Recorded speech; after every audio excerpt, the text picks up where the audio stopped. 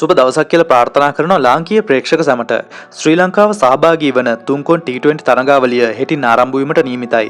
මීට සමගාමීව ප්‍රථම තරඟය ලෙස සිම්බාබ්වේ සහ පාකිස්තානය අතර තරඟය පැවැත්වේවි.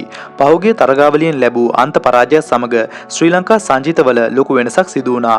මේ වන විට වාර්තා වෙනවා නැවතත් ශ්‍රී ලංකා T20 නායකත්වය හිටපු නායක දසුන් ශානකටම ලැබී ඇති බවට චරිත් අසලංක සහ අසිත පනාන්දු නැවතත් ශ්‍රී ලංකාව බලා පැමිණීමට නියමිතයි.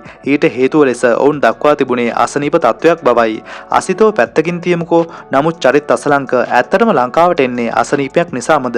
අවසානයේදී ශ්‍රී ලංකා ප්‍රේක්ෂකයන් බලාපොරොත්තුවෙන් සිටි දෙයක් ඉෂ්ට වුණා. ඒ තමයි අපි හැමෝම ආදරය කරන හදවතේ නායකයාව නැවත ඒ තනතුරටම පත් කිරීම. නායකකම කියන්නේ දසුන්ට අලුත් දෙයක් නෙමෙයි. ඒ නිසා මේ තරඟාවලියේදී අපිට බලා ගන්න පුළුවන් වෙයි කැප්ටන් කෙනෙක්ගේ ලීඩර් කෙනෙක්ගේ සැබෑ වෙනස.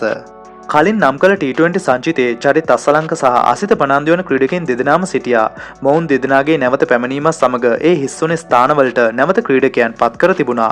චරිත් අසලංක වෙනුවට පවන් රත්නායකවත් ඒ වගේම ඇතැම් විට අසිත පනන්දු වෙනුවට දිල්ෂාන් මස්සංකවත් පත් කිරීමට නියමිත බව තමයි ආරංචි වෙන්නේ. නමුත් දිල්ෂාන් මස්සංකත් යම් ආබාධ තත්වයකින් පෙළෙන නිසා ඔහුගේ වත්මන් තත්වය ගැන හරි අප්ඩේට් එකක් නැහැ. ඒ අනුව අසිත වෙනුවට එරටේම රැඳී සිටින ප්‍රමෝද් මදුෂාන්ව පත් කරાવી.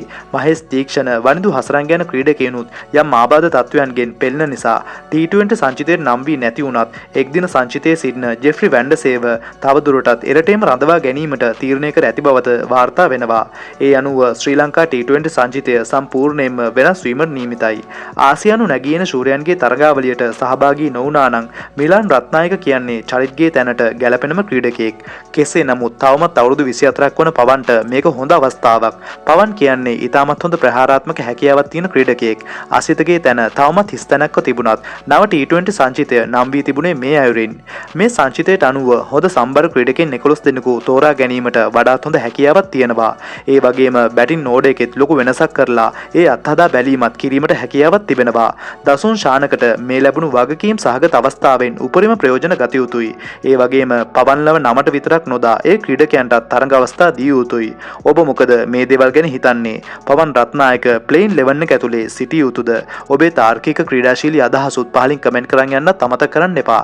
ඉතින් දැනට ගිහින් එන්නම්. ඔයාලා හැමෝටම සුබ දවසක්.